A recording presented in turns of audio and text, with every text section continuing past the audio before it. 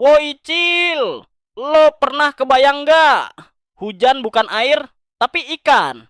Di Honduras ada kejadian gila, namanya Lluvia de Peces alias hujan. Ikan, Cil. Bayangin lu lagi main FF depan rumah, tiba-tiba ikan nyembur dari langit. Mana loncat-loncat lagi. Kata ilmuwan sih, badai ekstrim nyedot ikan dari sungai terus.